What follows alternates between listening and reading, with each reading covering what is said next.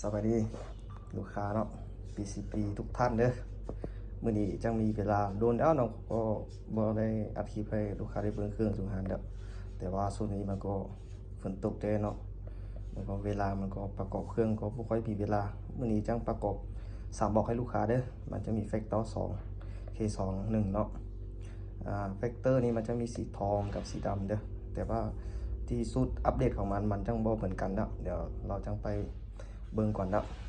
ตัวแรกนี่เป็นตัว K2 เนาะ K2 นี่ลูกค้าจะเอาเก็บเสียงแกนเต็กเนาะเราปริกอนกล้องลิโก้แต่ว่าเขาเลยเอาถังคาร์บอนมันเบาดีเนาะกับแต่วาล์ว8 แบนเด้อนี่เครื่องใส่บ่ถ่ายไงเนาะฟับได้เนาะเครื่องหาประกันเด้อตัวนี้เป็นเรา50 เซนเนาะ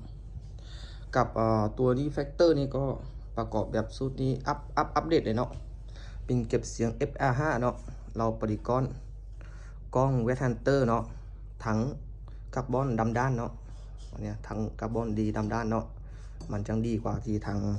ดำเดือนเนาะอันนี้มันดำด้านดีกว่าราคาก็สูงกว่าเนาะ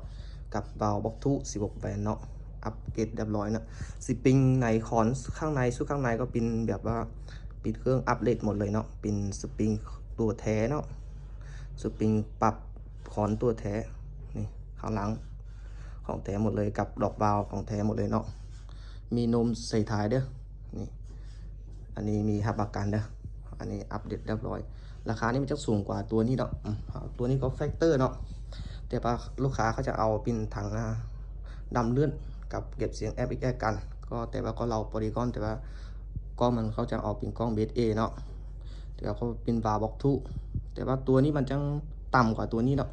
ราคาตัวนี้จะสูงกว่าตัวนี้แต่ว่าก็ซูดลดฟักตอร์เหมือนกันแต่ว่าแล้วแต่ลูกค้าจะเอาแบบว่าบอกเขาอัปเดตให้เรียบร้อยเอาของแท้หมดเลยนะที่มันก็ราคามันจะสูงขึ้นตามที่เราอัปเกรดเนาะทีนี้ไดย่ามันจริงไกลนี่น้องก็รับประกันให้ประมาณ80 เมตรเด้อเก็บตัวเลยแค่นิ้วเนี่ย80 เมตรแค่นิ้วเลยเนาะนิ้วโป้เนี่ยค่าแบบลูกค้าเขามีฝีมือจริงดีๆก็เลยประมาณ100 กว่าเมตรก็มีเนาะอันนี้เป่าเรื่องจริงแต่ว่ามันโฆษณาเกินไปเด้อที่ซื้อทางหารน้องนี่มีรับประกันเนาะส่วนสุดรถเราเนาะเปล่าเล็กไหลเนาะไหลยังไงเสียดมาเลยน้องก็รับประกันให้หมดเลยบริษัทเนาะบริษัทตัวถ้าผู้ใดสนใจก็ทักมาทางเบอร์แอปเลยเดี๋ยวน้องจังติดเบอร์แอปในจอในคลิปนี้เลยเนาะลูกค้าสนใจก็เข้าฝั่งนู้นเลยเนาะมาออดแอปโทรวิดีโอมาเบิ้งเครื่องนะตัวจริงเลยเนาะโอเคขอบใจนะลูกค้าที่ได้เข้ามาดูคลิปของน้องฝากกดไลค์กดแชร์กดติดตามเนาะให้น้องได้มีกำลังใจเนาะขายเครื่องมันดีๆขอบใจหลายๆทุกท่าน